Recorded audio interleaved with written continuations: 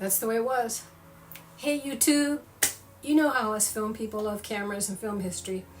Today I'm diving into a little piece of Cold War history that I purchased from an antique store in downtown Brno in the Czech Republic.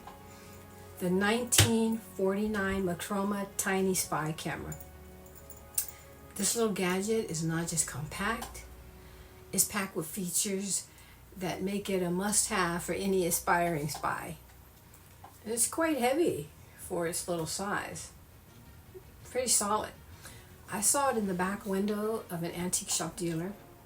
So I went in today to ask about it. The camera is fully functional, and I'll get into the specs of this little camera in just a few moments. This little camera had stayed on my mind, and for some reason I couldn't stop thinking about it. So I had some errands to run, and I took a Czech speaker with me to do the bargaining because my Czech is still evolving. The shop owner told me that he had only had 2 of these cameras in the lifetime of having his shop come into his inventory. He had acquired them from the family of the original owners who had died. And as I said, it was made in the old Czechoslovakia in 1949. Actually a little before, but that's the official year that they state, on the websites and things. Some history about this little guy. The secret police during the Cold War era used these cameras. They had a special edition that was made just for them, and it was all black. And it was made by a company called Miapta in Przerov. And it says it right there on the lens rim. Przerov. Miapta Przerov. And Optical Technica, the company that was founded in 1933 by Alois Benish and Louis Majetek, the company used to make a small amount of lenses and condensers, but then they began to make all kinds of products like binoculars, enlargers, rifle scopes, film projectors, and in 1935 they started to make optics for the Czechoslovak army. Then the Germans just seized the whole company during World War II, and even afterwards, while the Germans occupied Czechoslovakia, they renamed the company Miapta. And Miapta was an acronym which stood for Mechanica Optical Výroba, Mechanical Optical Manufacturing. This camera is based on an earlier camera that they used to make called the Micronet. And that was when the company was called Optical Technica and before the company was nationalized. During the Cold War, a total of 17 employees of this company were executed or murdered, and they even have a monument to the motherland of the sculptor Bayak in front of the main building of this company. The company was then privatized in 1992, and the majority shareholders and investors were still the Ronitz family who had invested previously. There was some kind of migration, merging from somewhere, and they immigrated from Czechoslovakia to the United States in 1946. The Ronitz brothers had been active soldiers in the 1st Czechoslovak Army Corps, and they were decorated for their service by the then sitting president. The Miaptica USA division was founded by the same Czech-American family in New York in 1960 under the name of Tyrolit Company Incorporated.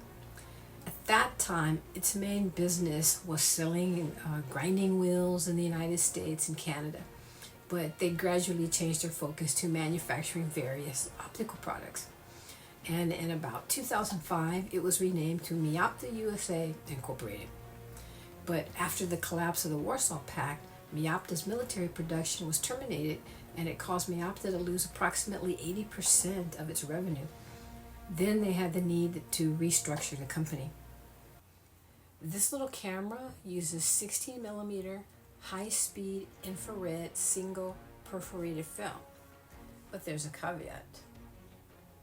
The 16mm film had to be sliced in half horizontally to fit the film spools inside.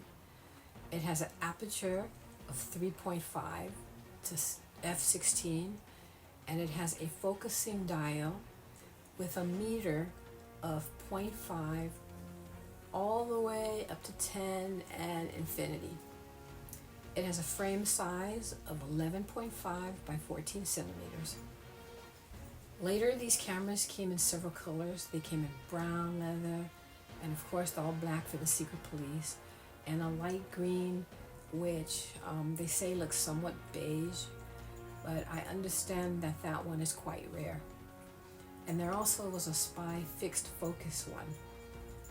And they even made one special gold edition. But the special gold edition was only for the communist officials. And all these cameras, they came with a tiny little leather case to protect it. I'll open it up and I'll show you how it looks inside. The way you activate the shutter is that you would slide this here. You'd slide this to the side, and that activates the shutter, and it also advances the film. It has a tiny little viewfinder right there, and right here is the ISO. Right here is the ISO, and the frame rate right here. And now to open it up, you have to slide it this way, pull it apart. It has two film spools that go this way, and the other one there, and then it goes across the shutter, the aperture there, and then this slides back on there. These cameras range now today about, you can get them for about $108 on up to, I've seen them $400 to $500 for the different version ones on the internet. But he was asking 2,500 crowns for this one, and we talked him down to $80 because the 2,500 crowns would have been about a little over $100, and frankly I just didn't want to spend that much. So I think I'm going to try and find some film and see how the photos come out, and then maybe I'll make a video about it. So I think it was a pretty good deal after all.